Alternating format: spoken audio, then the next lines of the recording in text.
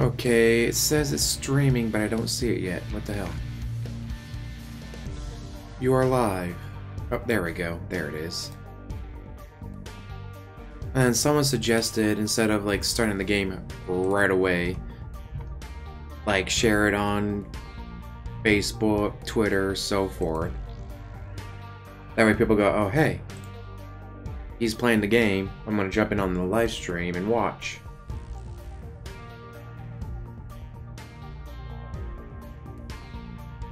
So I guess I'll just have to wait a minute.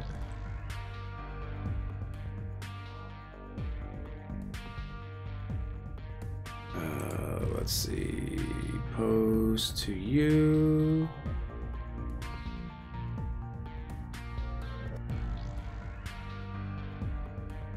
Post to you.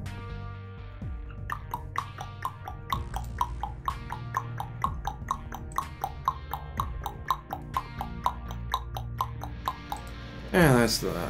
Why not? Let's post to you as well.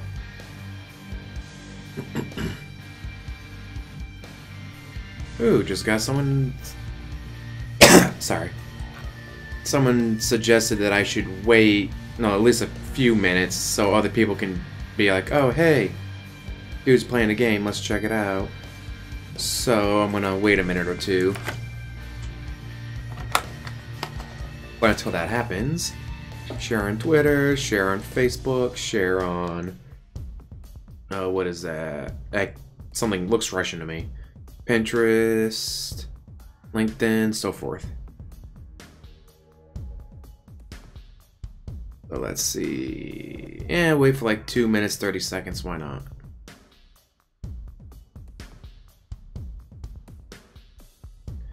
So anyone else here watch the Super Bowl?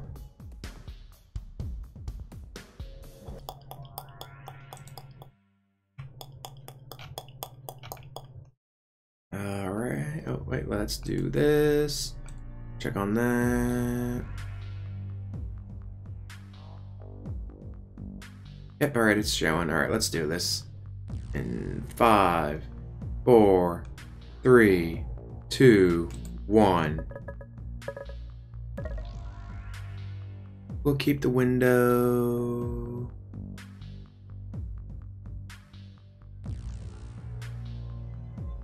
Audio, here we go. Oh, that's too low. Yeah, take it down to that. Take it down to that. Alright, return, and then start. Ooh, and with this being in a window, I can actually check out live chat. Let's see if I can't make the window a little smaller. There we go. Perfect, my favorite color. What are you going on about?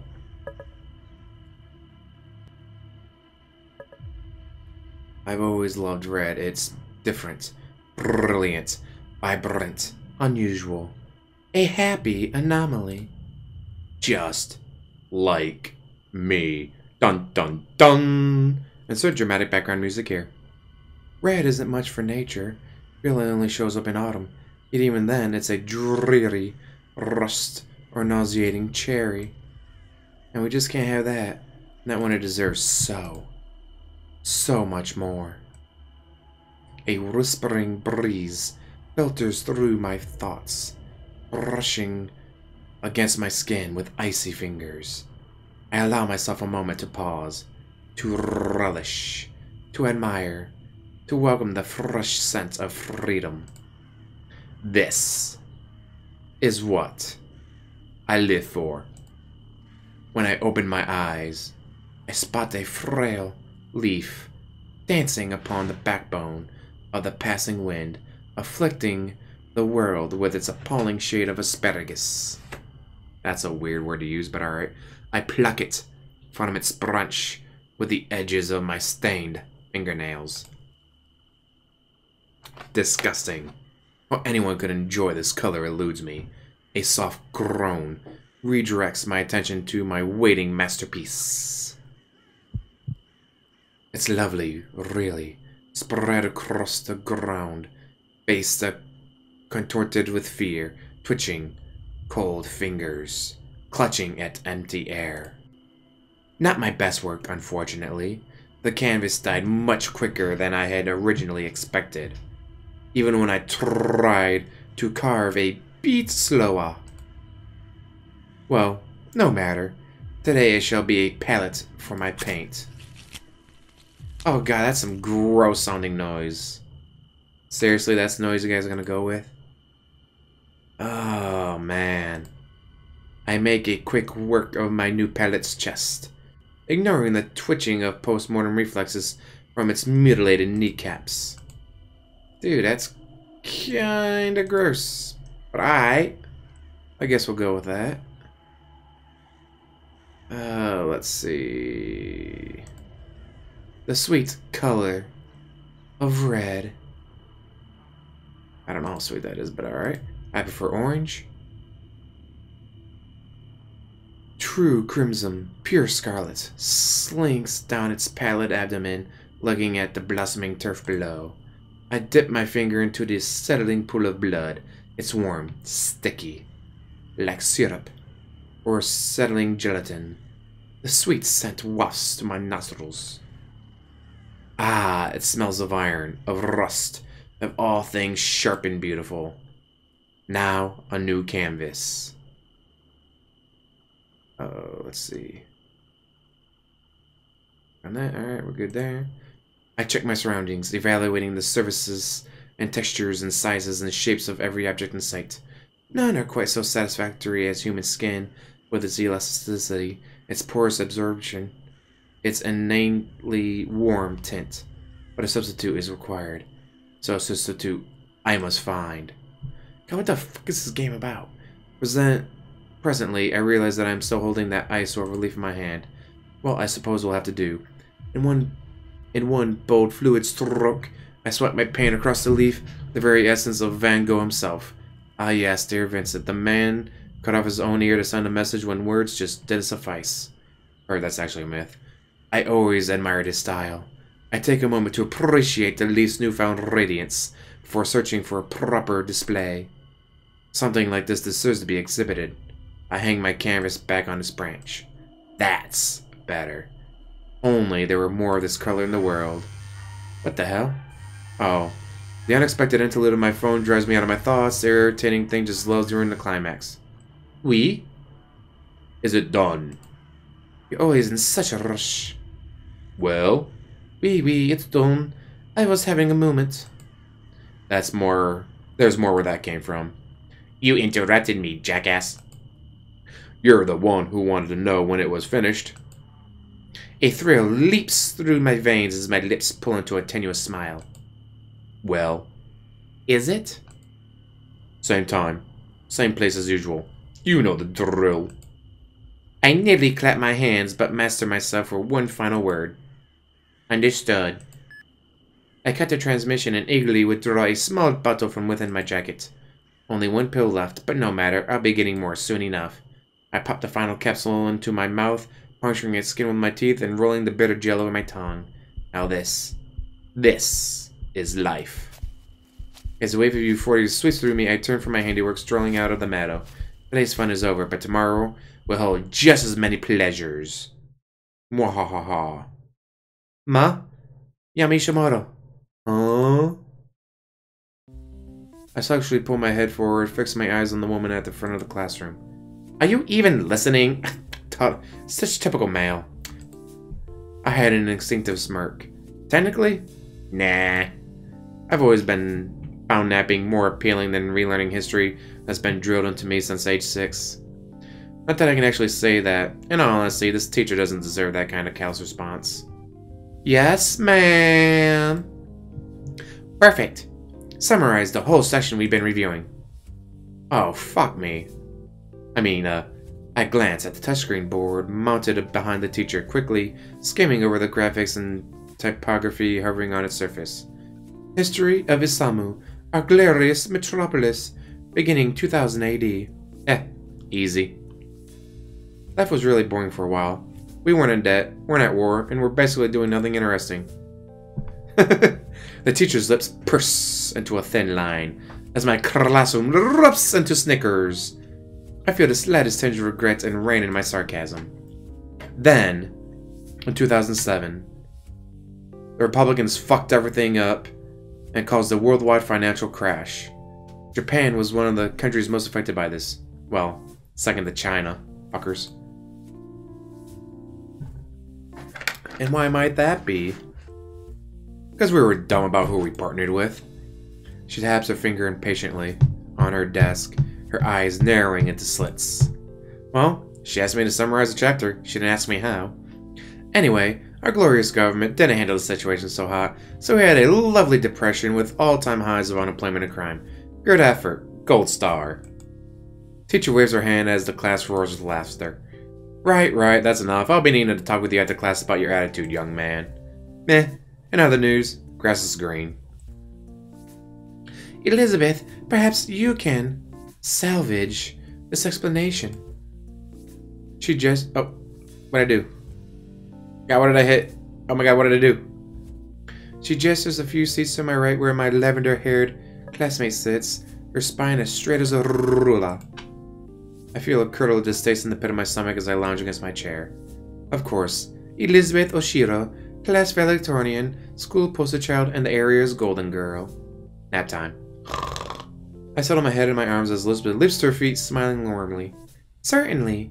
During this time, Japan fell into chaos. Public demonstrations, often violent, occurred almost every day. Furthermore, political scandals regarding the national government kept spreading. The teacher relaxes at Elizabeth's textbook's recitation. She even shoots a quick glare in my direction as to say, see? Why can't you be more like Elizabeth? She's so good and holy. She might be holy later when we stab her. Oh, this may not be the guy from earlier. He may not be the one that was butchering whoever in the woods. Anyways. Eventually, local political powers became more effective than the centralized administration. Hence, why Isamu operates as smoothly as it does. Yes. Thanks to Mayor's efforts. Perfectly done, Elizabeth. Elizabeth smiles primly and settles back into her seat, fixing her eyes on me with challenging disapproval. I only shrug my shoulders, sending her an easy smirk. Oh, beautiful and brainy. She might be worthy enough to make my... Oh, he is the killer. So the killer's Yama. I glance to my left in time to catch another classmate. Yahiko Ikari, winking conspicuously at Elizabeth. She clearly ignores him. Well, that's Yahiko for you. I can't remember a day when he hasn't tried to flirt with some girl or another. Nor can I remember a day where he wasn't flat out rejected. Technically, he's my former roommate, which makes him my friend of 2 years. How close of a friend? Meh, that's up for debate. Huh, she managed to deflect my charms. I wonder how. Me too. No one can resist the Yahiko cutie. Yahiko! Yahiko clamps his mouth shut at the teacher's threatening command. She leans heavily against the desk, massaging her temples with her fingers. Alright, class. Thanks for Elizabeth. We've seen where we came from. I'm sure you're all wondering what the point of this history cap was. Not really, no. We must study the past to understand the future. As such, it's imperative that the next topic be taken seriously. So, where do you all see yourself 10 years from now? Snorting cocaine? And cocaine accessories? Oh wait, that's not the response. I'm barely able to stifle a snort. It's only, what, the second day of school? Sure, this is a third-year class. Sure, we're preparing for college. Entrance exams. Does that mean we have to know exactly what we want to do for the rest of our lives? Teacher pointedly looks at me, a hard glint in her eye. Yama, Ishimoto, perhaps you'd like to get us started. I'm tempted to say no thank you, but that'd be pretty rude. I'll manage my parents' restaurant, I guess. Butchering people in the back and feeding them to the others. Send my parents some money. Wait, what? Oh, that's not one of the answers. The teacher's lips tighten ever so slightly. I know what she's thinking. No passion. No ambition. It will be a failure, this one. Go pay the bills. What more can I ask for? Really, dude? Out of anything you could have picked, you picked a restaurant manager? Well, what would you suggest? Cocaine dealer. Add a bunch more, dude, like women and cars. And he criticizes me for lack of imagination. Come on, it's 10 years. Anything can happen. Teacher shoots him a disapproving glare as his voice raises dramatically in volume. Ah, Yahiko, thank you for volunteering. Where do you see yourself in 10 years? Balls deep in you? Oh, wait. Yahiko beams and I feel a sudden sense of dread. Here goes his dream, the one that I've heard no less than 200 times before. Well, Teach, I see myself with Ferrari. Ooh. F500 under one arm, a Lamborghini Aventador 700-4 under the other, and a lot of beautiful women in between, fighting for the honorable privilege of bearing my children. The class stares at him. Ah, heck, let's have some fun. I whisper to him, what about the mansion? Right. Take all that and put it in front of a 20,000 square foot mansion, attended to by a staff of 1,000 maids. And where is it located? Oh, it's in the Caribbean, on an island. A man-made island specifically constructed just for me with my name laser engraved into the hills so that every plane that flies by sees that it belongs to. That's quite enough, Yahiko. Thank you for your input. Clearly, she doesn't believe in his dream. Actually, I don't think anyone except Yahiko believes in his dream. Then again, Yahiko has enough belief to make up for everyone else. Now, Yumeko, what about you? As the rest of our classmates drone on about joining some kind of mega corporation like Lemmiskate or Wayford Pharmaceuticals, I leaned closer to Yahiko. You forgot some things. I did? The yacht, the walk-in closet just for designer shoes, the private jet, a second mansion in Tahiti. Oh crap, I did. Hey, Teach! Fortunately for the teacher... Oh, what a hit. Fortunately for the teacher, the school bell rings before he can grab her attention. Da-na-na-na, ba-na-na-na. That's such a lovely tune, I like it. Anyways. My classmates immediately shove their belongings through their bags and bolt for the door. Meanwhile, Yahiko heads straight for the teacher's desk, eyes lit with excitement as he gabbers on about his yacht and his designer shoes and his private jet and his second mansion in Tahiti. A restaurant manager, huh? And then there's Elizabeth. Slip into Yahiko's now vacant seat. She sifts her backpack weight to the desk and raises a patronizing eyebrow at me. Screw you, lady. You don't know me. You don't know my story. Well, sorry for being realistic, Miss CEO of a mega corporation. Sorry that I actually have ambition, Mr. Manager of the family restaurant. What? Should I talk about having a mansion and cars and maids on my own personal island? You didn't even shoot for a restaurant owned by your parents. They'll kick the bucket one day. Might as well be the one who takes over. Dude, sounds pretty smart to me. I mean, you got the job lined up and then your parents retire eventually. You keep the business in the family. I mean, what the hell are these bitches' problems? He's got his life set. It may not be the most exciting or the most glamorous, but he's going to have a roof over his head. He's going to have food on his table. He's going to be helping out his parents, helping out his family. Guy sounds alright. He's clearly a murderer or something like that, but guy sounds alright to me, except for that part. I sucker at that. Respect? Me?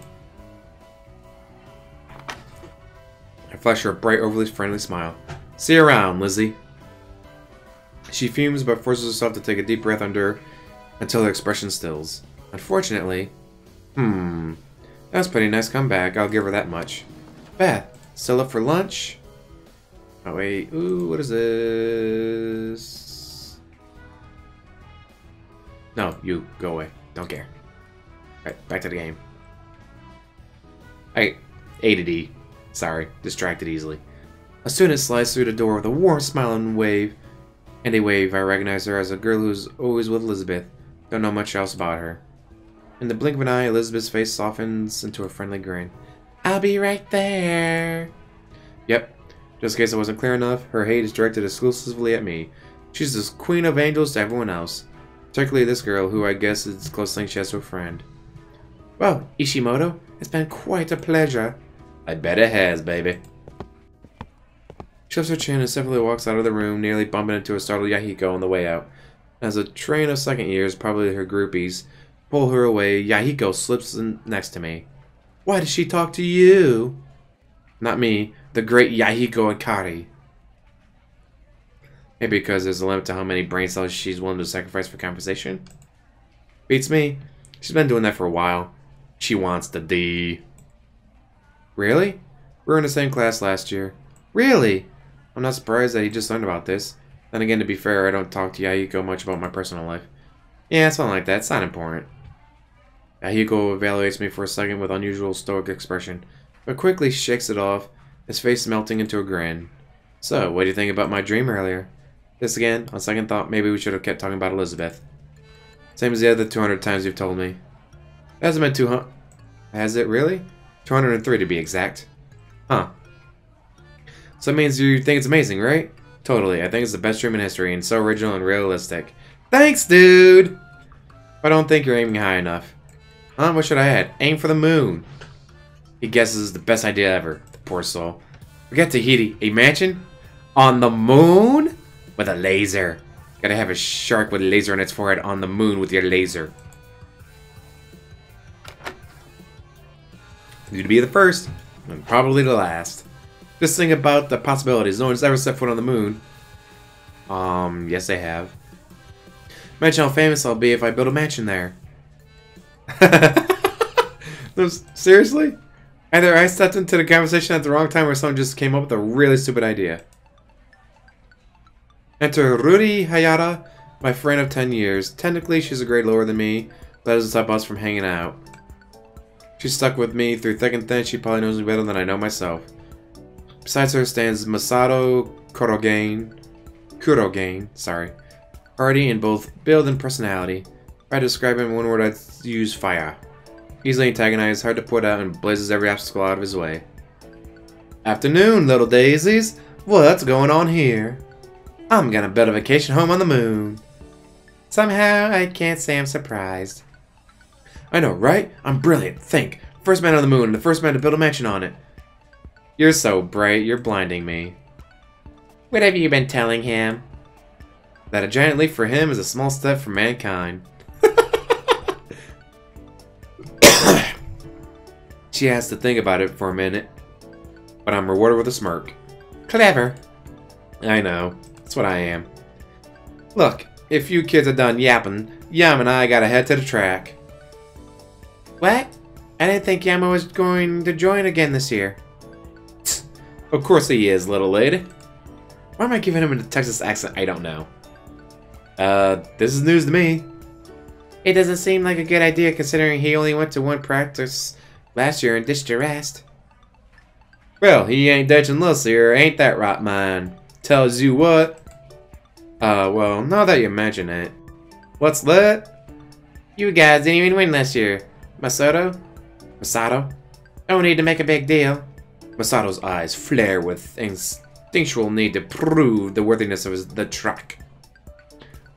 We're winning it this year, little lady. I got a secret weapon. Really?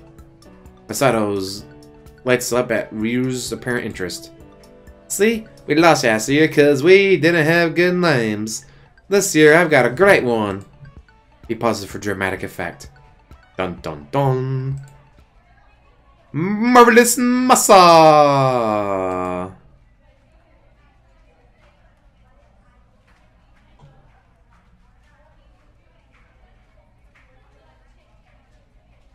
Oh wow, that sucks. Sorry, something just happened. Alright, we're back. Sorry. Well, at the very least, this is a pretty good opportunity to joke around. Wow, that's fantastic! And I'll call myself the Speed of Light Mountain Destroyer. The hell? You should rename yourself to Striking Shadow Dark Eradicator. Then we'll be unstoppable. Ain't no way I'm going with that. Yeah, he isn't great with sarcasm. I smirk at him, but before I can elaborate, the PA above us crackles to life. The club fair is officially open in the courtyard. Feel free to drop by and check out some of what your fellow students have planned. Already? At just the second day? Maybe the school's just making everything happen faster this year. I don't really see why. The Samu Imperial Boarding Academy has always done well for itself, even throughout the recession. There's no need to change things now. Yay! It's club time. Let's go take a look. No thanks. I'd rather not be blacklisted. What does that mean? It means she's afraid to go with you. You'll outshine her so much that the clubs won't be interested in her. Woo! Well, you shouldn't worry about that, my dear Ruri. I'm sure I can use my substantial fear influence to get you a good spot. I'm already in a club, you know. Doki Doki Literature... Oh, wait, wrong game. Drama Club. Uh-oh.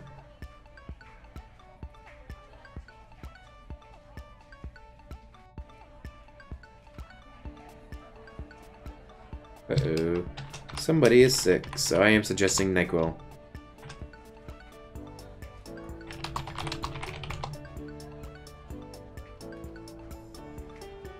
Alright, back. Oh, and also Sucrets.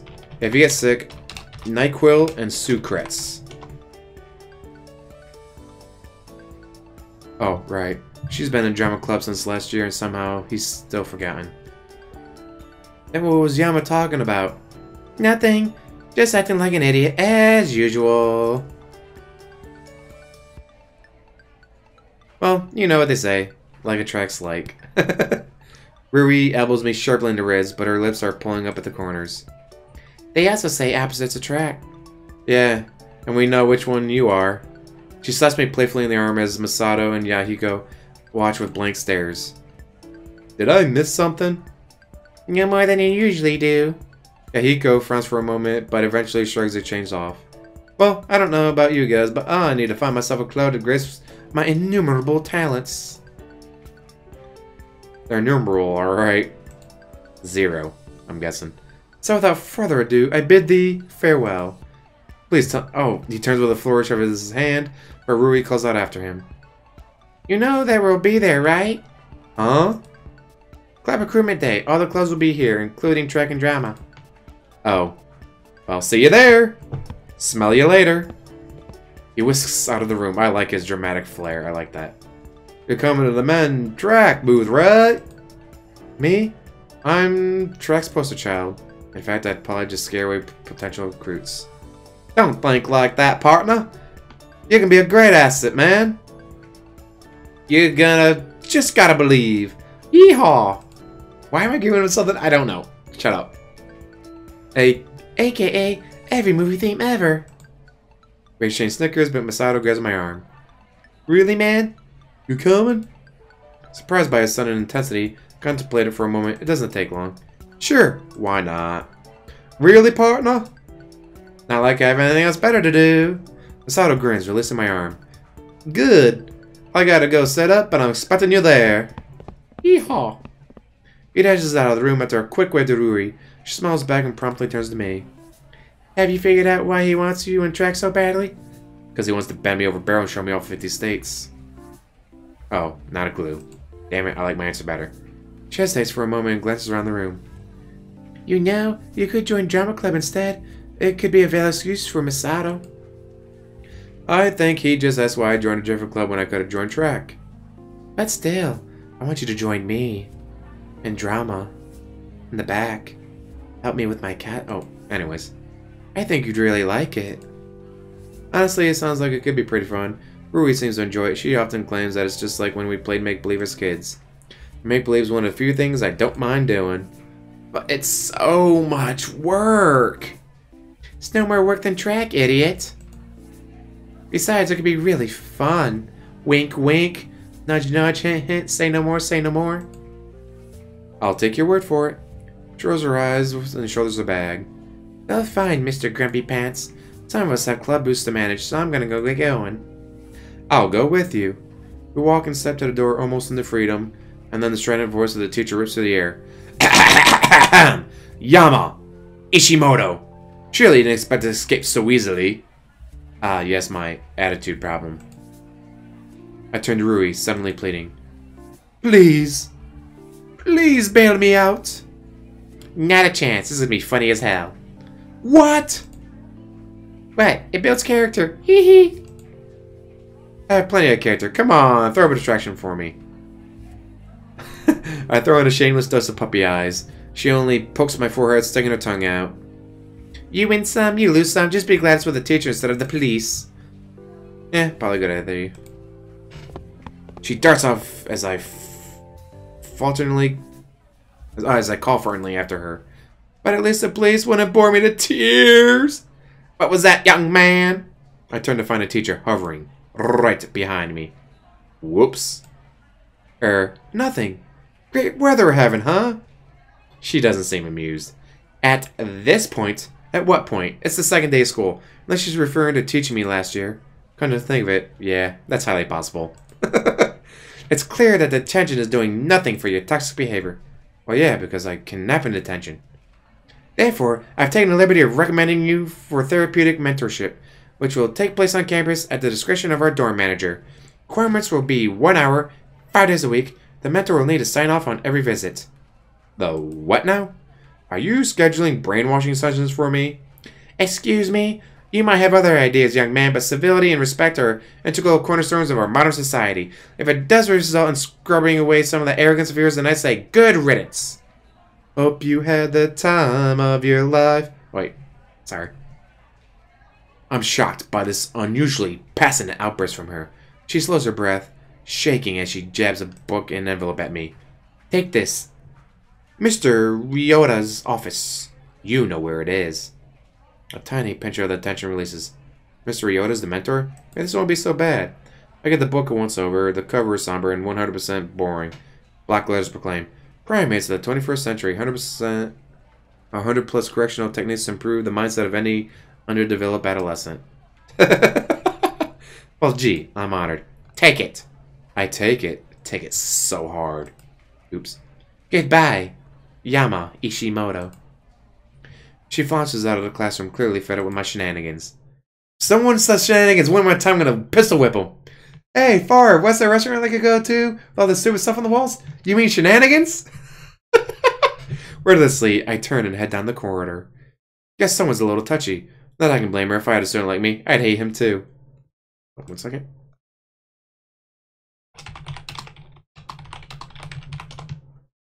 Alright, back.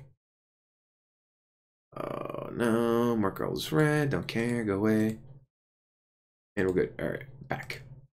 I tramped down the stairs to the first floor and stepped before a door at the edge of the hallway bearing the sign, J. Ryota, door manager. I rap sharply on the wood 3 times. Mr. Ryota? What is it? Nuclear war? What? No. Meh, don't feel like opening a door for anything less important. I could open the door myself. Locked it. Don't bother. Masturbating furiously. I press my ear against the door, listening keenly.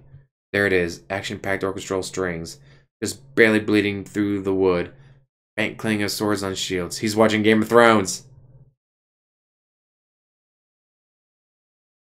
Ah! Thought he was watching Game of Thrones. I was inside the room, holding back a smile. The office is minimalistic in its furnishings, but fairly welcoming. Warm light encompasses the rooms, highlighting the comfortable chairs arranged around a coffee table that bears a bowl of potato chips. It's more like the office of a therapist rather than the office of a school dorm manager. In the corner I spot a comely mahogany desk, on top of which sits Jiro Ryota Jr. in a very dramatic position. Welcome to the satin room. Have you brought an offering to appease the Dark Lord? Indeed I have. With an eagerly exaggerated bow, I present the book and note from my teacher. JR's eyebrows scrunch in confusion. The fuck is this shit? Are you kidding me? Is that crazy bitch really gonna do this? I kinda got in trouble earlier for talking back. Instead of detention, the teacher's convinced that I need more permanent solution. Perhaps a good spanking. Like death? I can help you with that. She was thinking more along the lines of counseling, I believe. Oh, I guess that works too. What the hell is this shit? He shakes the book emphatically. The curriculum that the teacher recommends for, you know, spanking me, helping me. Alright, well, I'll put it where it belongs. Promptly throws it in the trash, which extracts a laugh from me. Now, down to business to defeat the Huns. Let me read up on what exactly your teacher wants. His eyes drift over the paper that I silently handed to him. Ah, oh boy, isn't this precious. Let me translate. Dear JR, I'm having trouble doing a boy who actually has a brain and doesn't care for the efficiencies of bureaucracy. Sincerely, a woman who was certainly the most boring person in her graduating class. I choke back a laughter as he crumples the paper into a ball and lobs it in the trash. By the way, don't tell anyone I said that, or I might get fired. Then you'd have to take counseling from Mrs. Anazawa. And then where would you be? Consider the NDA signed. JR reclines easily against the chair, kicking his legs on the table. So, how's the apartment? It's in one piece. Mostly. Good to hear. And Phil? Huh? Little houseplant, the one I placed on your shelf. Your memory sucks more than mine, kid. Oh, right. Vaguely remember JR forming an odd attachment to the plant when I moved into my apartment, even to the point where we named him Phil. I think he died. That's a bit odd. I thought he was a fake plant. Nope. Looked fake on the outside, I guess, but all real inside. Satisfied smile pulls at JR's lips, and I suddenly realized the metaphor. We're not talking about plants, are we? Your optimism is inspiring, kid. I would have thought your answer to be the contrary. What? People look real on the outside, but they're all fake inside? Something like that. We were talking about plants. How was I supposed to know? Well, now you know now. So, now that you know, is your answer the same? No. Do you need to think about it? It's the truth. People pretend to be genuine on the outside, but inside they're nothing. JR evaluates me for a moment. To my surprise, there's no judging in his gaze. You must be a real party pleaser. I'll be here all week. Tip your waitress. Try the salmon. What made you draw such a depressing conclusion? I can tell that his mind's on the fast track of psychoanalysts. Childhood trauma, clinical depression, suicidal tendencies. Time to put that to rest, because if anything should be blamed, it should be my 100% natural disdain for humanity. Power of observation, if anything. People like to be strong, confident, independent on the outside. Peel that away, and what do you get? Flesh, organs, their heart. Then their heart must be pretty pathetic. Did I ever say otherwise? No, I guess he didn't. JR eases from the topic and leans back on the chair, drawing a planner from his drawer. Well, if we're up to me, I'd say that you're just like any other surly teenager going through the first throes of senioritis. But paperwork's been signed, and you know how bureaucracy goes. I thought our government was supposed to be more efficient since the national changes. Fuck government. You assume the mayor actually does anything important. He scrawls something down on his tablet and taps the screen. My phone buzzes gently in my pocket. Your teacher recommended that we meet every day, but honestly, who has time for that? We'll just play it by ear, and you'll let me know if you ever get the urge to murder someone. Probably means you're due for another checkup. I check what he sent me. A copy of the spreadsheet that's taped outside his door, revealing his available times. Wow, how do you have this much free time? Life as door manager is just swell, isn't it? Thought you at least had some kind of job. I'll let you in on a secret. Kids here don't cause much trouble, not because they're angels, not because they're boring, because they're too prissy. They don't want to get their manicured nails dirty with things like graffiti or booze. But they do need someone to cry to when they stub a toe, and the other teachers seem to think that I fit that job description. Actually, it's more likely they don't want to deal with the hormonal brats. So instead of being a helicopter parent, I get to be a bench warmer who just nods and smiles once every few minutes. Like with me? Well, you'll be more interesting than the rest of them, I hope. Yeah, that sounds like the Academy in a nutshell. Half the people are too snobby to be fun, the other half are too lazy to care. What do you get to hear? Whining about grades, toxic relationships? Sometimes, but not always. At any rate, I can't exactly complain. Makes my job easy. Thank you for your massive contribution to society. You're absolutely welcome. They seem equal to yours. I snort. He chuckles. Yeah, this could have been really painful if I hadn't gotten Mr. Ryota. AKA JR. Check that out. Okay, we're still good. Well, as your loving, caring, awe-inspiring mentor, I can hardly keep you from the beauty that is Club Recruitment Day. Oh no, I'm fine, really. Off you go, take a selfie and send it to me. Or I'll schedule an appointment tomorrow. But that's, you said, you need to expand your opportunities, broaden your horizons, go where no man has gone before, into Rui's pants. But, and most importantly, you need to get out of my office so I can check my clan. That's just sad, JR. World domination calls. See ya! Deuces. Au revoir. Without another word, he shoved me out and slammed the door in my face. No choice but to head to the school courtyard. Doesn't take much time to find Masato. Behind the track table, armed with I Heart Track flags and I Heart Track posters and I Heart Track headbands. Probably. He welcomes me enthusiastically, immediately piling all admin duties on me. But true to my word, I proceed to be completely useless throughout the recruitment process. Actually, Masato seems to give up, handing me a simple sign to wave around. I amuse myself by coming up with truly terrible pitches. Want a six-pack? Join track. Looking for health hacks? Join track. Get an act? Join track. Read your lag? Join track. Pick up the slack? Join track. For instance, knows Masato seems to love this. He's going to slap me on the back. There you go. You just need to play yourself. See? I'm pretty sure that those glances we're getting from the underclassmen aren't looks of admiration. Despite my obvious shortcomings, Masato hooks 4 recruits into track. Honestly, I'm pretty surprised that he got that many. A lot of the attendees of the school are the richer, lazier kids. Also noticed that he seems to be a lot easier on them than he was on me. When the club recruitment fair is done and everything's thrown down, Masato and I head to the school entrance to wait for Rui and Yahiko. For reasons unknown, Masato was ecstatically chattering about my newfound enthusiasm. You killed it today, man! Wait, no, it's supposed to be the Texas. That's the kind of team spirit we need! Great, I might have just got myself into more trouble. Well, I guess I was in track for most of last year. Might as well do it again this year. To him, and then I said, Geezer's on a gravy stick of mother load. We could use a man with your skills. And so he signed the contract with the blood from his veins, thereby permanently joining the Doki Doki Literature Club. Okay, no more drama club, it's not Doki Doki Literature Club. Wow, I can't believe you're so good at recruiting people. You know what they've said to me? What? What? Something like, get a life, you're just in denial about reality. Well, darn my socks. Those days are so cynical. Come to a halt as Masato waves Rui over. Well, looks like you guys have plans. I better leave you and you and everyone else to have some nice time together. Wink, wink. What are you talking about? It's more like babysitting duty. Where I'm the babysitter and have to make sure a bunch of kids won't, set the house on fire and stuff. Aw, come on, he's your best friend, isn't he? And your childhood friend? Yeah, but... Have you guys made a childhood promise together? What? No way! Really? Really? Those kind of things are more cliche than explosions in an action movie? Exactly! Well, think of it this way. Although explosions may be cliche, they're also... Oh, what I hate.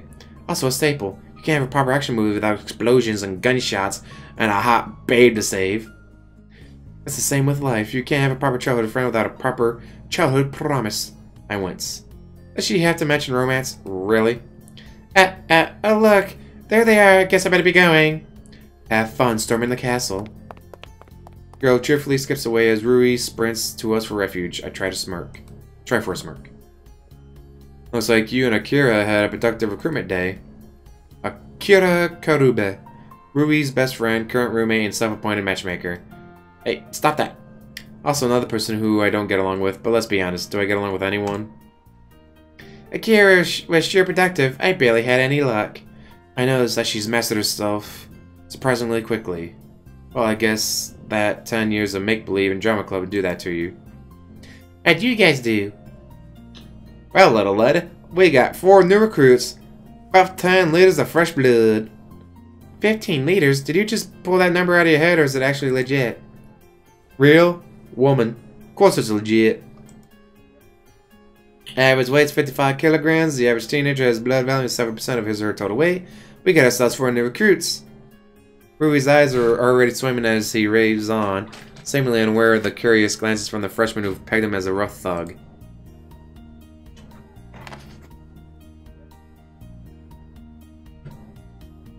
That's actually pretty nifty to know. Round it down to 15 for a nice round number, and we got ourselves 15 liters of fresh blood. This is why Masato's really good at catching people off guard. I can't believe you actually calculated that. Why not, little Eddie? It ain't no trouble. It sure sounds like trouble. Hell nah. You should see what we do in the Honor Society. Yes, Honor Society. Not only does he participate in it, he's the president. Oh, did I not mention that he's literally good at everything? Athletics, academics, heck, probably even art. Except sarcasm. That's one area I can trump him in. The only area. And penis size. Wait, what? Oh, here comes the great Yahiko Ikari. Sure enough, a familiar shock of blonde hair pops up around the corner. Yahiko's beaming, but I notice that he's not holding a single stand-up page in his hand. Good day to you, my pitiful peasants. You've arrived just in time to witness my brilliant plan. Technically, he was the one who came to us, but I stay silent. You see, I've decided to create my own club. A club worthy of my immeasurable greatness. Doki Doki Literature Club. In other words, he get rejected by all the other clubs. Oh boy. You're making a club? Good for you, cowboy. I know. I'm gonna call it the Happy Club, and it will be comprised of minions who will follow my every bidding. I think we just witnessed the creation of the shadiest club on campus. We will start by taking over the school, then the SAMU, then Japan, and then the entire world. Well, at least he doesn't lack ambition. And once my mansion on the moon is built, we will have dominion over the universe itself. But he does lack brains. What you guys talking about all the secret like? Nothing. We were just, talking about how we haven't gone to GFC in a while. As completely unconvincing as the excuse is, she suddenly turns Masato's attention to food. GFC? I like the way you think, Rui. We better go now before the dinner rush starts. He marches off, humming cheerily, as Yahiko blathers on about how amazing his new club will be. Great cover. I know. Totally inconspicuous. Just as inconspicuous as that time you wore a kimono. Of course she'd bring that up. You want to get tickled? You wouldn't dare. Whenever you ever mentioned anything about kimonos, I feel a sudden urge to tickle the nearest person. We better get going. We should follow Masato and Yahiko to GFC. Yay! She speeds away before I have the chance to stop her. I only chuckled to myself as I catch up. As we make our way to the lively shopping area a few blocks away from campus, a couple details catch my attention. There's endless posters and billboards plastered, faces of politicians with broad, candid smiles, proclaiming bold letters, back to prosperity, the recession is over, and do more with more, pawn scrolling tablets and giant projector screens. That's normal. There's a smoker and his buddy, the random drunkard, the group of tourists clutching electronic pamphlets titled Welcome to the Glorious Metropolis of Isamu, while taking pictures in front of every possible location. Most of all, the ordinary Isamuite, power walking down sidewalks with resumes clutched in their hopeful hands. That's also normal. Everything is normal. Completely normal. So why do I feel so uneasy? One second.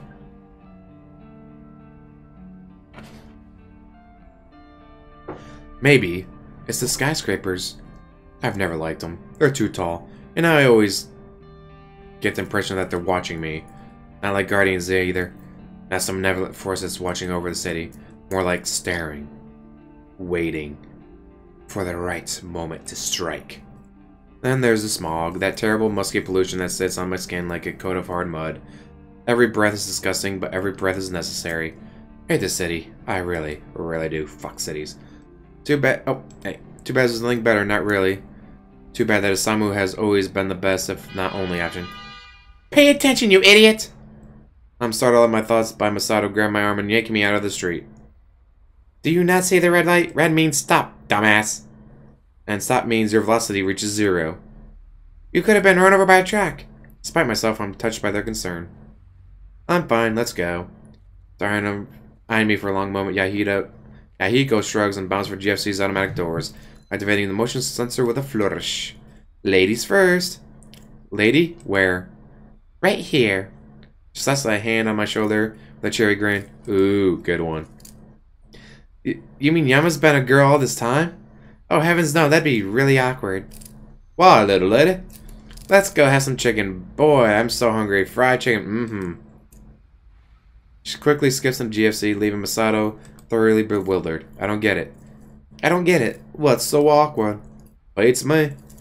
Actually, I'm pretty sure I have a good idea. There's no way bringing it up. Look, are we having chicken or not? Of course we are. What'd you take me for? Well, good thing that neither he nor Yahiko are very perceptive. Without further ado, we enter GFC. General Fried Chicken has always been a favorite of students from the academy. It's fast, it's cheap, and it's within walking distance. Just like the way I like my women. It's also pretty nice considering that it's a fast food outlet. Tables are clean, the walls are lined with cushioned booths, and the red and beige paint slathered on the walls seems fresh and pristine. For some, the smell of heavy grease and oil is overbearing. For us, it's the smell of pure heaven. This place smells like death. Well, most of us. Weren't you the one who was in such a hurry to come in? Fried chicken? Shut up. After we pick up our chicken, we slip into the nearest booth. Masato rifles through his wallet, a frown crossing his lips. Damn, the dough's cocky. I know. Wait, what? I don't know what he just said, either. What? Thankfully, no one else seems to know either. Masato was slightly startled, as if he hadn't noticed we were there. Nothing. So, how was class? That's pretty suspicious.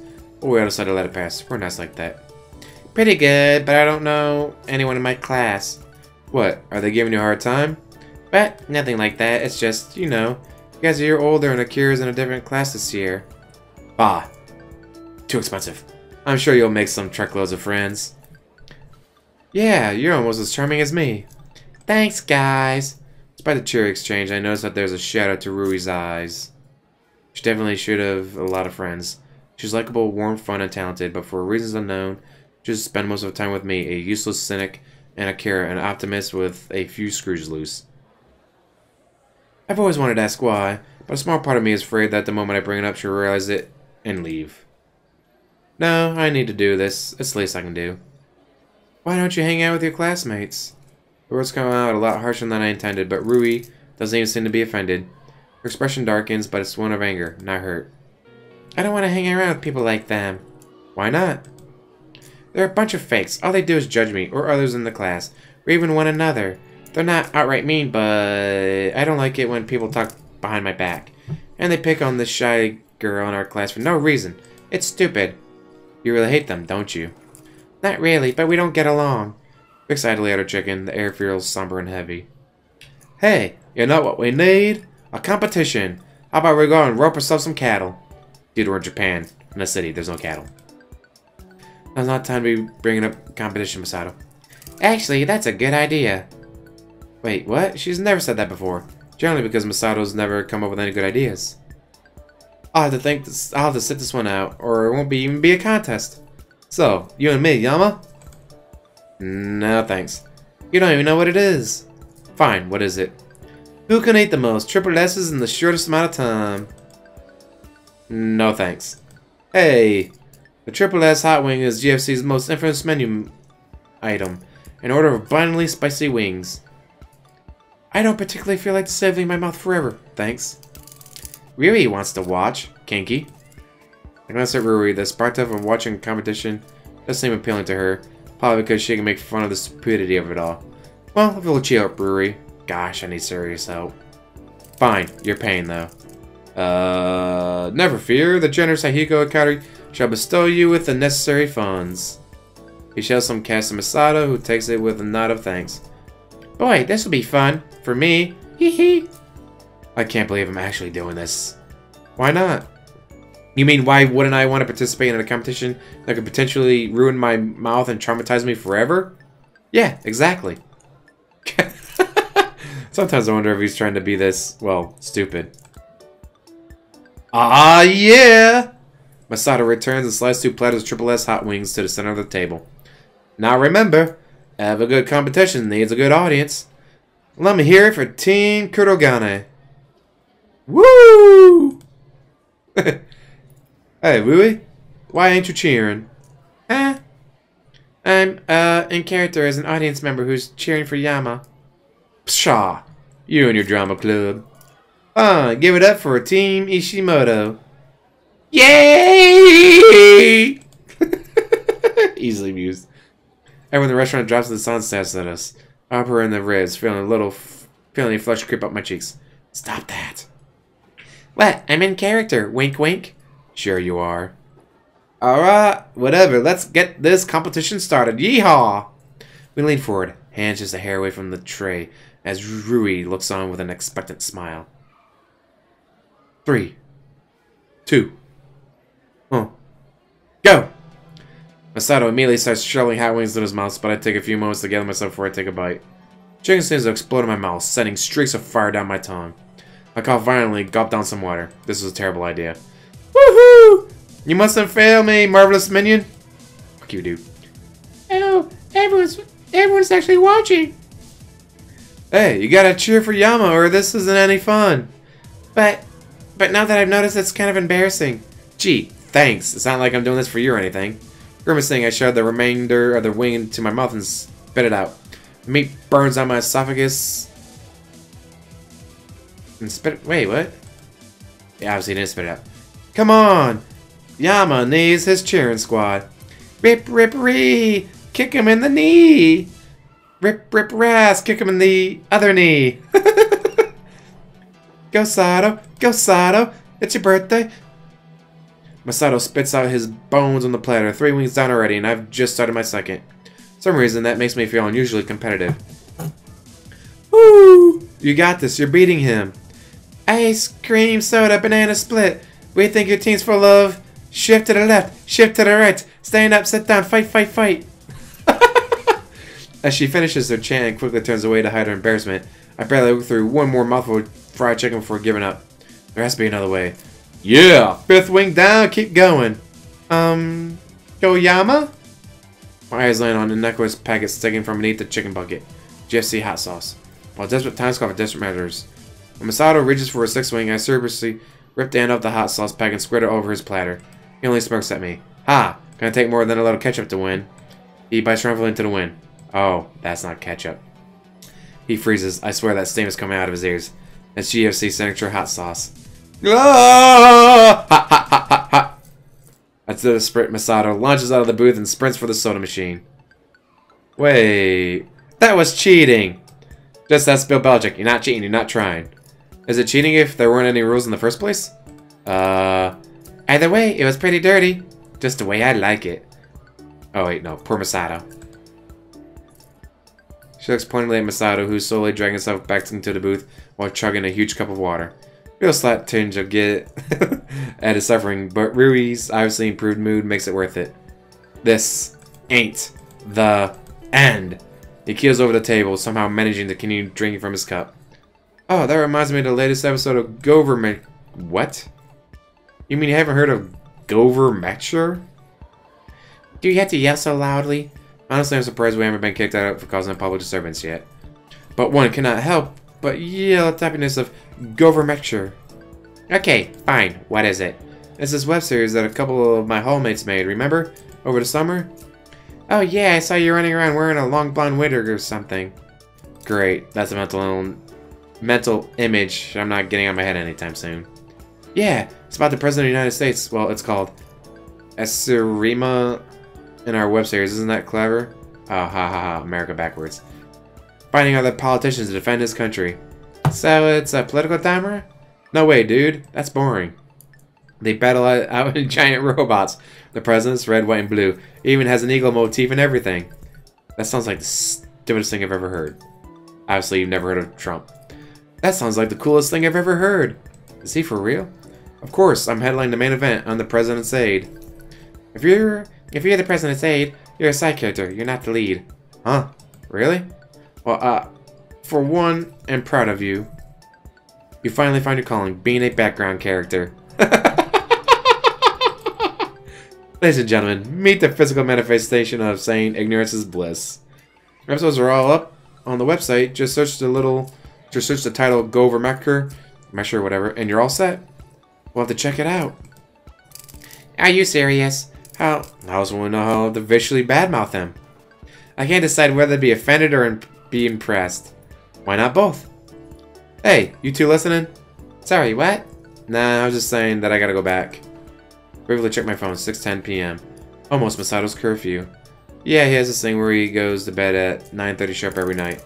There's one more way that he's completely crazy. Disciplined, but crazy. So let's best honor that. The only thing worse than a normal Masato trying to drag me into track is a grumpy Masato trying to drag me into track. Then let's go! Rah, rah, shish boom ba. We head out the restaurant and back to the academy right as the sun starts to set. It's kind of a ritual to walk with them, even though I don't live at the dorms anymore. Live in an apartment within walking distance. But since there's nothing and no one waiting for me at the apartment, I kind of just go wherever they go.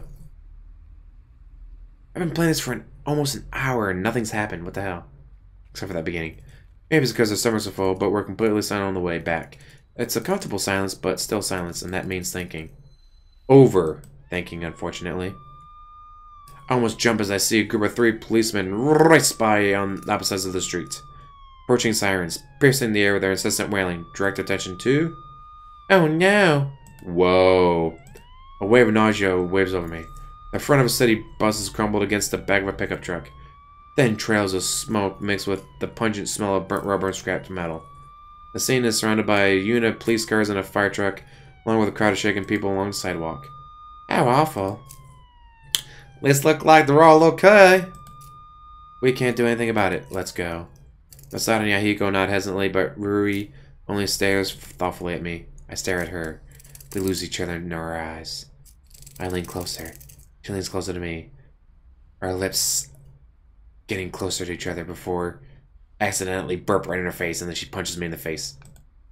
She tilts her head. I shrug. This seems to help her come to a decision as she suddenly turns to Misato and Yahiko with a very convincing smile. Hey, Misato, Yahiko, why don't you guys head on back? I got something to do really quick. Misato opens his mouth, clearly confused by Yahiko. What?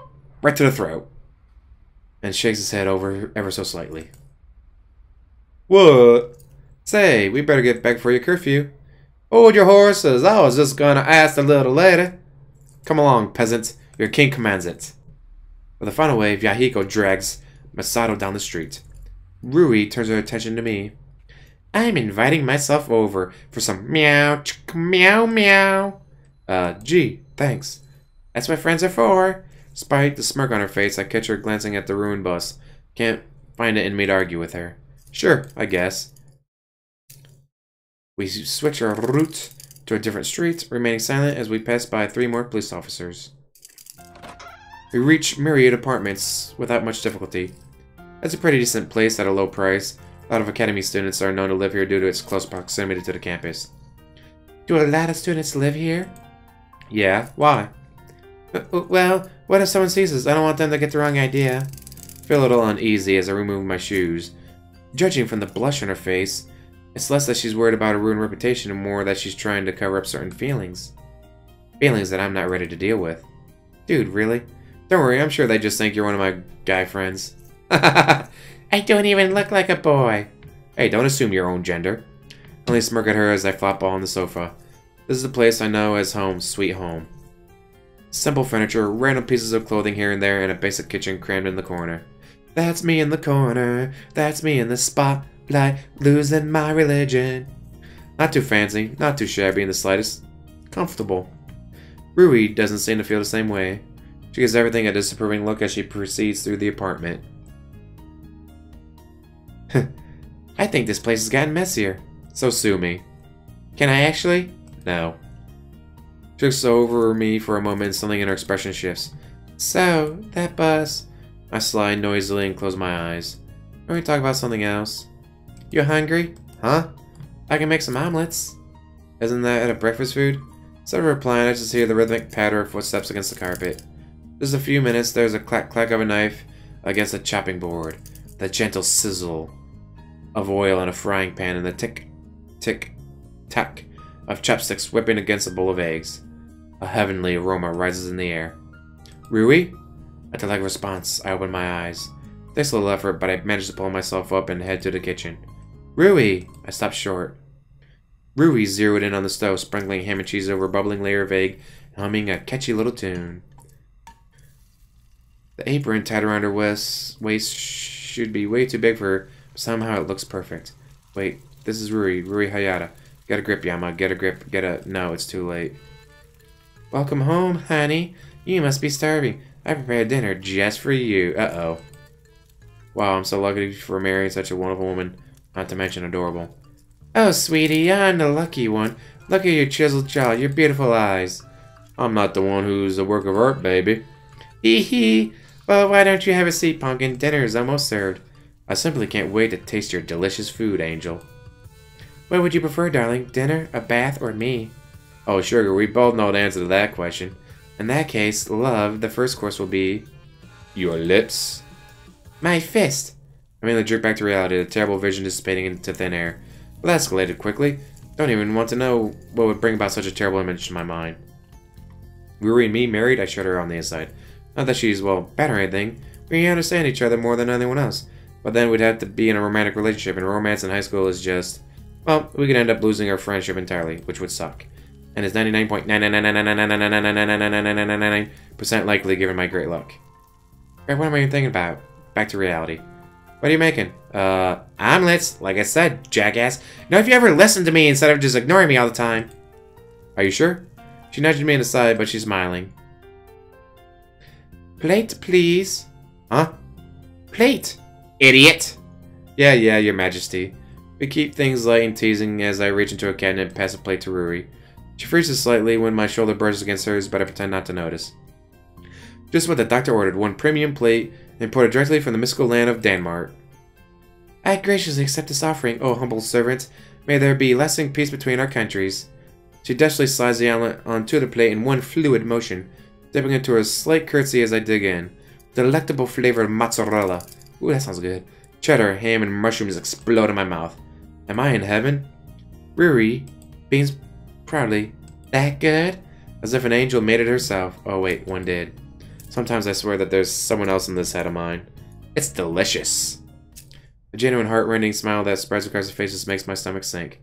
That's not the kind of smile you make when you're complimented on your cooking by a friend. Just a friend, that is. She looks like she could jump over the moon. That kind of shining, beautiful smile that is only made when a smiler is utterly happy and completely ignorant that they're utterly happy. I want her to be happy, but also hopes it's just too cruel. Maybe there's something I can do to put her down without hurting her. Hey, Ruri. Do you ever think about maybe we hang out too much? Huh? Gentle. Be gentle. So gentle. Be the gentlest human on earth. Except the thing I'm quite possibly worse at is being gentle. You know, high school is a time to explore, especially since we're getting ready for university. Maybe we should be spending time just, you know, looking at other things, going to events, stuff like that. You're telling me you're going to an event with people? I'm saying that we shouldn't be together so often. Her face immediately falls. Damn it. Dude, what is wrong with you? I already know that my words have hit her harder than I've intended. After all, pretty much all we've been doing for the past 10 years has been hanging out. We were each other's only constant, amidst new locations, new schools, new friends, and went from foundation that's there until the end of time. If you separated Ruri from Yama and Yama from Ruri, I'm not sure what you'd have find. To have me, who's always been relying on her, leeching off of her, suggests that he wants to go on his own way and do his own thing, well, it's awfully short-sighted and ungrateful. But I guess that's what I am, really, because I'm too scared that Ruri will truly, honestly end up falling in love with me. Not that I have any clue why she would, but insurance is key. Look, I appreciate this, but I'm not a kid anymore, you know? I can take care of myself just fine. That's not true. Like, I know the place needs a good cleaning. I don't need someone else to tell me. I attempt to soften the blow as much as I can. I like hanging out with you, but when it comes to this point, I think, I'm so sorry, Yama. I didn't mean to offend you. You what? I wasn't trying to replace her. I freeze. A sudden pain fills my lungs, like I'm breathing in fire. My vision spins for a moment, and no. I fight it. Then it's gone. My knees suddenly go weak and I stagger forward, quickly catching myself on the couch. Ruri rushes forward, but I quickly throw out a hand. This? You see this? You're being a burden now. Ooh, that's not the right thing to say. Can you just let me think right now? That's what I've always said whenever I want to be alone. Well, and truly alone. A need to think has nothing to do with it, and Ruri knows this. I'll be right out. Goodbye. Make her feel this way is despicable. The back of my mind congratulates me with a wry, well, you got what you wanted. She'll make some other friends now. I silently watch Ruri as she slips on her shoes. Abruptly fixes me with a pleading look. See you tomorrow? Because she wants to know that everything will be okay. Because she wants everything to return to normal. I should go the whole way. I should say no. Probably not, or maybe we'll see. Instead, I send an automatic smile. Yeah, see ya, Ruri. Have a good night, Yama. The relief in her voice is palpable as she closes the door behind her. It takes everything in me to stop myself from catching up to her, offering to walk her back. Why is it, when it really comes down to it, I can't even push people away properly? Given my prickly personality, I would have thought I could do that, at least that. Guess not, though. Guess another thing to add to the list, things Yama can't do. I don't wonder if there's anything that's not on that list. I sit up, kneading at the tense knots in my shoulders. Technically, I need to study tonight, but before that, I should really wind down. And we'll check out your friend's thing. I am Jay Graves, the president. Many oppose me in my choices, so I must deal with the resistance the only way I know how. Go for Mecker, mobilize! The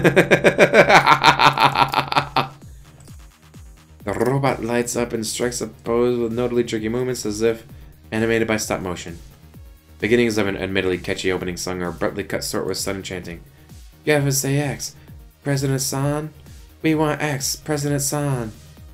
And suddenly, President Jay Graves is on the ground. His giant robot had nowhere to be seen. Strange, was that a dream signal or was it just bad editing? President turns around. Camera pans out to reveal that he's standing in a broad field of wheat, reminiscent of old samurai movies. At the other end stands a guy in some hideous recreation of 3 different cosplays. Swirl-eyed glass. What business have you with the fine country of Assur... Bleh. The guy lowers his picket sign, which is half in English, half in Japanese, step forward, pushing his glasses up to his nose. Boku no Name is Otakabu. Keep it memorized, ni President-san. There. Speak English, heathen. I am no Gajin. You just have no appreciation of foreign culture. Culture? Yes. Hey, Japan. Hey, Japan, anime. Hey, Japan, anime, manga. Hey, Japan, anime, manga, sushi. Hi, Japan, anime, manga, sushi. They are the world's Ichiban. Ha! America needs none of your poison. It needs righteous gatherings. It needs righteous gatherings, hunting, barbecues, country fairs, and extreme sports and golf clubs. None of these weeaboo shenanigans. None of these weeaboo shenanigans. Wait, aren't you Japanese? Boku wa double weeaboo, of course. Boku wa double weeaboo, of course. A weeaboo of American culture. Who are weeaboos for Japanese culture? Why, that's genius! Pick a sign up in the air. Of course it is. Our glorious Nippon is genius. Land of the rising sun. Prove our anime expo, President-san, and no blood will be spilled. Ha! Over my dead body. Then over your dead body will have to be... He reaches to his backpack, which is blanketed with stickers of various anime figures. There was a long rectangular pillow at President Graves. The wheel of fate is turning. In a poorly green screen sequence, the pillow begins to transform into a giant doll in a Lolita dress with a wig of luscious purple hair pulled tight over its head. If I squint, I can see that his face is dolled with exaggerated blush, eyeliner, and lipstick. It's an atrocity to the eyes. No! Don't you dare hurt my Daringu! Yes. Hold him, my waifu. President Graves flares his arms and struggle, but the doll grips him tightly, an easy task considering that's roughly 3 times his height. President Graves stares into disbelief at the tyrant femme fatale, which languidly blinks back at him with 2 looming painted eyeballs. What sort of shenanigans is this? My waifu, the very best, like no one ever was. More of the highest level. In a sudden burst of energy, President Graves throws the doll off of him. Waifu, Mo, this is America! He reaches into his oversized suit and pulls out a trumpet from nowhere, playing a very out-of-tune military reveal.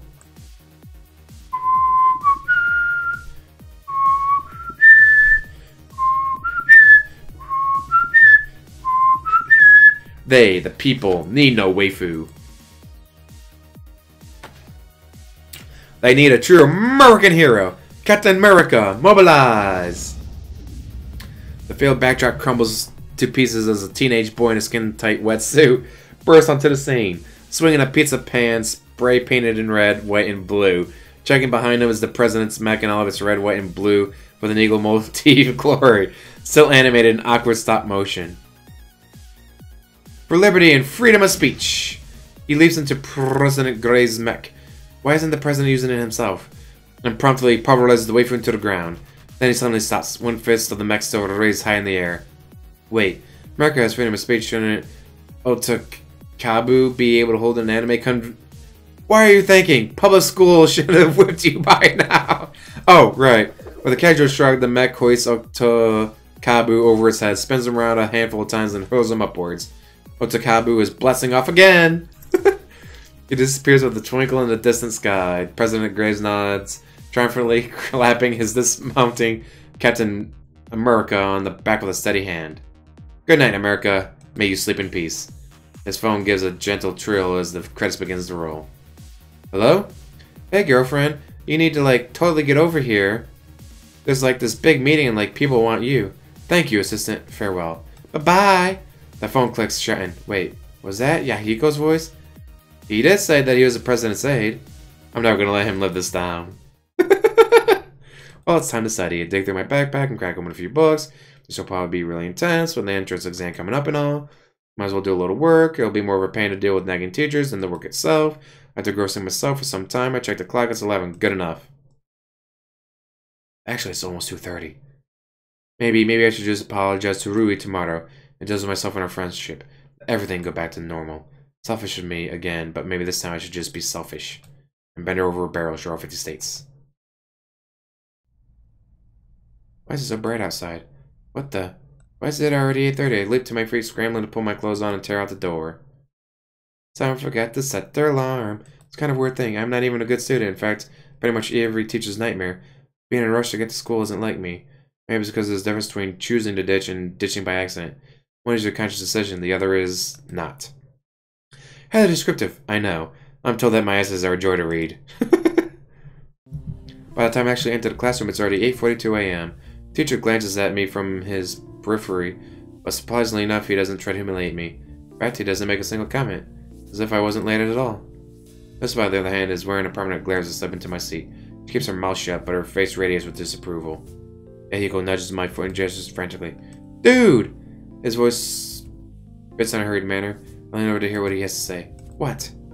Of all days to be late, you had to choose today? What, was there a pop quiz? There was a pop quiz? I'll take that as a no. Dude, I'm talking about the cutie over there. You missed her intro earlier. Just as vaguely to the back of the classroom and sneak a peek when I'm sure the teacher isn't looking. I find a girl sitting by the window, head delicately turned against slender fingers as she examines something in the distance. A new victim, maybe? In ordinary circumstances, I might have thought her to be gorgeous. After all, she matches the ideal of traditional beauty to a T. Silky hair, porcelain skin, delicate lips, the whole 9 yards. When instead I only find myself thinking, what the hell? Promptly followed by, who, what, when, where, why, how. Very intelligible, I know. Well, how else am I supposed to react when an old friend whom I haven't seen in ages just randomly walks back into my life? Not only that, but as a transfer student to my school, on the very last year I happen to be there. Her eyes snap to mine. Before I can see her reaction, quickly whip back to the front of the classroom. Maybe I'm seeing things. Maybe it's not really her. There's no way it can be her, right? I quickly tune my hearing back to the teacher, who seems to be in very enthusiastic rant about technology. Surprise, surprise. This generation is wasting away from being glued to dead pixels every waking moment. Well, today I'm not having any of these newfangled contraptions. We're returning to the trusty pen and paper. As the class erupts into the grounds, he scribbles 3 words on the board with his stylus. Your dream job. They just won't give us a break, will they? Furthermore, the teacher's deactivated our tablets and is currently handing out sheets of lined paper. Handwriting? Really? Yahiko, as the second compares to me, he leans close. So, what do you think? I think I'm tired of writing about my non-existent future. Huh? I was talking about the new girl. Alright, the new girl. Was her name Misaki? I'm not even going to try to pronounce that. How did you know? So it really is her. I never thought I would see her again, much less in my own classroom. Oh, I know. You must have had some sort of psychic ability. What? I mean, how else could you possibly know her name? Can you read her mind too? What does she think of me? How he came to that conclusion is beyond me. Nevertheless, this seems like an excellent opportunity to screw with him. I'd be ashamed not to. Press my fingers on my temple. Turn into Misaki's thoughts. Ah, oh, I see. What? She has a huge crush on you. Really? But... Yahiko shakes his leg impatiently as I pause. Can you stop thinking for a second? I keep getting interference. Oh, sorry. Now you're thinking of not thinking. Whoa, you really can read minds. You doubt my abilities? No, I just... Shh, I'm getting something. Yahiko clams his mouth shut. I rub my temple. I just think she has a crush on you, but she doesn't think you have the courage to talk to her. Yahiko puffs out his chest as if he were presented with a challenge. Ha! As if anything could deter the great Yahiko Hikari from approaching such a beauty. Yahiko, this is a writing prompt, not a discussion prompt. Focus on your own assignment. Right. Sorry, Teach. He immediately regains his composure and starts scribbling messily on his composition paper. That was oddly quick. Take a quick glance around. My classmates are hunched over their desks. Some writing furiously, some starting awkwardly into space. The most avid one is Elizabeth, who's already on the second page. That's moving furtively as her arm blizzes on the paper. I'm not surprised. She retains in this naive belief that she can actually control her future. Can't wait for her life to prove her wrong. Misaki, on the other hand, has completely thrown away any pretense of studious, whatever. Choosing the text under the desk with one hand while simultaneously pretending to write with the other. That's pretty impressive, actually. I take a quick pinch on the arm to check my state of consciousness. Not dreaming, apparently. It's Misaki, whatever, in the flesh. 5 minutes. Right, the assignment. What did the teacher say? Dream job. Right, 1 page. Man, I don't have to deal with this. I definitely set my pencil and paper and scribble my response. 1 page. As morning classes slug on, I feel if you don't get that joke, it says write 1 page, so he wrote down 1 page. That's brilliant. I refuse to turn around, trying to piece together my thoughts. Should I approach her or not? When the bell rings, Yahiko immediately tugs on my sleeve, his face shining. Dude, I'm gonna go talk to her. Who? The new girl, of course. She must be the shy princess type waiting for Prince Charming to sweep her off her feet. Who better than me to make her dream come true? I think you mean nightmare. Well, good luck with that. You're not coming? Why would I? Surely Yahiko Akari wouldn't be suggesting that he needs help from me. To learn, of course. I worry for you, my man. You may end up a spinster your whole life. You haven't snagged a single date in all the time I've known you. Well, neither have you, but I won't mention that. Or the fact that spinsters are exclusively female. So are you coming? I am, I guess. At the very least, there'll be a chance for me to see what kind of person she's become.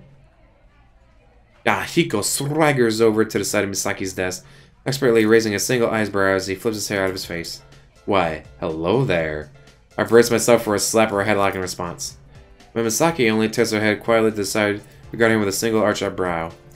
Can I help you? This appears to fluster Yahiko for a moment. Thankfully, he's not the school's best Casanova for nothing. Which honestly really tells you something about the quality of our Casanovas. Actually, yes. Do you have a map? Because before he can even finish his sentence, Misaki fingers whip around her phone with ease of long practice. 3 seconds flat, she's pulled out a campus map onto her screen and shoved it in front of his face. Here, where in particular are you looking for? Wait. Oh, are you also a transfer student? What? That certainly would make much more sense. I was thinking, it's a little strange that it soon would be asking me for directions, since I just transferred here. But I should have realized you must feel the instant connection of a fellow transfer student. Where did you come here? Wait, this is a big misunderstanding. I'm trying to hit on you. 7 out of 10. Huh? I rated your approach. You didn't even introduce yourself. You're right, how careless of me. I'm the one and only Yahiko Akari. Surely you've heard of me. I highly doubt that. You wouldn't by any chance happen to be the Yahiko Akari from Govermecker? The president's aide? That Yahiko Akari? Yahiko's chest practically doubles in size. Wait, what? Indeed, I am. Are you by any chance a fan? The biggest. I really enjoy the political satire, and the music is just amazing. Have we been watching the same show? Did you know that our Petter tag is one of the top trending? And the Samu Times has us listed as a viral phenomenon. Viral for what reasons? Well, that must be a different story. Congrats! I was sure that it would become a big hit. But of course, even the stars themselves are no match for an Akari. Or the moon. Oh yeah. Guess what my next dream is? Is it to build a vacation home on the moon? Yes. Vacation home? I wonder what would happen if you jumped on a trampoline while on the moon. High could you go? I don't know, but I'm definitely going to test it. Yahiko and Misaki are new besties apparently, which is nothing short of absolutely terrifying. Meanwhile, I'm being completely ignored. Maybe she doesn't recognize me? Hey, Miki. She tilts her head in my direction, eyes bright. Hi, do I know you? Wait, what? She doesn't remember? Come to think of it, she hadn't spared me a single word or even a glance. She doesn't. How could she not? It's Yama Ishimoto. He's my minion. I'm sorry, I don't think we met. Oh, you've got to be kidding. Childhood friend? 4 years back, you, me, and Rui, we hung out together? Total blankness. She's honestly forgot. Words start pouring out of my mouth as friendly search for something to get a reaction out of her. We all lived in Seto. Small town. 3 hours drive away. Yes? No? I'm sorry, I don't think. We all played together. We were inseparable. We met at the festival, the one with the lanterns. Misaki's expression gradually turns from polite to more and more skeptical. Of all the ways I imagined we'd reunite, this was definitely not at the top of the list. Do you really not remember? I'm really very sorry. This can't be it. Rui and I bawled our eyes out as she left. We hovered by the phone for hours waiting for a single call. Nothing came. We even resorted to hovering by the mailbox in vain hopes that we'd receive some snail mail. She's saying that during that time, that 1 month which turned into 6, which turned into 1 year, which turned into 4 years, she's just forgotten us? How could that be possible? Unless, by any chance, you haven't gotten into a tragic car accident and ended up with amnesia, have you? That's why you haven't called or 9 4 years? She backs away slowly, eyeing me like I'm an insane psychopath. Okay, this is bad. This is really bad. I wore a kimono. You really don't remember? Stops at that, a flash of recognition catching her eye. Got her. I wore a goodbye kitty kimono and ran around calling you a tooth fairy. You did? On second thought, I really shouldn't have talked to her with no one else I really should have talked to everyone else in the room. I was a kid, but you wore a kimono and called it a tooth fairy? Well, yeah, but... About time you admitted it, Yama. She was fucking with you the whole time. Terrible. God, that was great. Or were you pretending to not notice me earlier? I knew you recognized me. Well, it's not every day you see an old friend who just decided to disappear one day. Stops at that, a flick of irritation crossing her eyes at my cunning tone. It's not like I wanted to leave, said Oyama. So why did you? My mother didn't leave me much of a choice. You mean Satomi? You could have at least told us you were moving. I couldn't. I wait for an elaboration, but it never comes. That's it? You just couldn't tell us? Why not? Do you mind if we talk about this later, Yama? Not very comfortable discussing it in class. Good point. I opened my mouth to object, but something about Misaki's expression prevents me from pursuing the issue farther. He generally seems distraught. Wait. Yama wore a goodbye kitty kimono and called Misaki the Tooth Fairy? Lucky Yahiko manages to change the subject. I said to play along for the time being. I was a little kid, dang it! I hear excuses. All excuses. It's not an excuse. That's a legitimate explanation. I somehow fell and got my yukata dirty. It was at the festival and we weren't very close to home. And Miki had an extra kimono. A goodbye kitty kimono? Yes. Somehow having Yahiko mock me just makes the entire thing 10 times worse.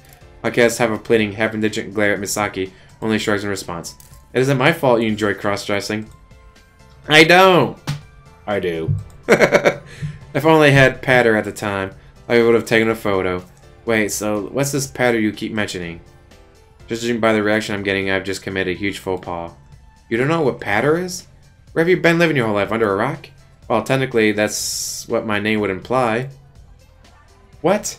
Is it like a Secret Service database or something? Or more important, it's the most popular social network site in today's society. I really question your priorities. Through Patter, you share a post with 90 characters or less. It allows you to spread important news, demonstrate your support, provide instant feedback to questions, or just blog about your day. Grover Mecker got big because of Patter. As for me, I like to give updates on the progress of my day. Okay, fine, but does anybody actually care? A sudden deathly chill pervades the room. My second major faux pas of the day, apparently. People care, are you sure? Because the way I see it, tapping 2 buttons doesn't exactly make you... They care, damn it. Don't say nothing different till you pet yourself. Don't say nothing? Intense, Misaki. Wait, what? But the conversation grabs a hold, Misaki's phone trills in her hand. She immediately regains her composure. Last name speaking. Yes, understood. I'll be there in 5 minutes. Chris calls, shoves a phone in her pocket, looking at me square in the eye. I must go. Duty calls. Duty? What kind of duty? My employer has a job for me. Job? Now? What about school? Oh, I'm sure they'll excuse this one. Let's talk again later, Yama. Oh, make sure to bring Ruri, okay? Goodbye! And like a tornado stalking its next target, she blazes out of the room. What did I just knock over? Oh my god. Terrible. Get back here. You! There we go. Sorry about that. I'm left completely dumbfounded with the Yahikos who's dancing around the room like he just won his mention on the moon. I have a fan. I have an actual fan. A real fan! I wonder how long it'll be before I can pledge her into my service as my first true minion. Of course that's what he's thinking about. I wordlessly leave him in his fantasy of world domination and head to the cafeteria. It's more out of routine than actually feeling hungry. The shock of running into an old friend after 4 years might have something to do with that. Maybe I should be angry at Misaki, but at the same time, who knows what had happened with her and her mother. She seemed pretty uncomfortable talking about it. Well, she was a kid, it's not like she had the choice to move. At least she's here now. I guess that's all that matters. If Misaki wants to tell me, she will on her own time. And yeah, we're about to be an hour and a half in, so I'm gonna... let's see... Can I save? Yes. So let's save, and I'm gonna call it a night. It's already almost 3 o'clock in the morning. I don't know how long this game is. This could be a long game, I don't know. It was free, so I grabbed it. It was on Steam, like, hey, since you played Doki Doki, check this game out. So far, I'm liking it. I'm wondering, at the beginning, were we Yama? Or were we the new girl, Misaki? Like, what the hell is going... Like, who the fuck is Yama? He... Like, was he the person in the beginning? Was that Misaki in this job? Talking about the job she has to do? Oh, this could get interesting. So I'm going to leave it at that. And as always, thank you for watching. Like, subscribe, comment down below, and have a wonderful day.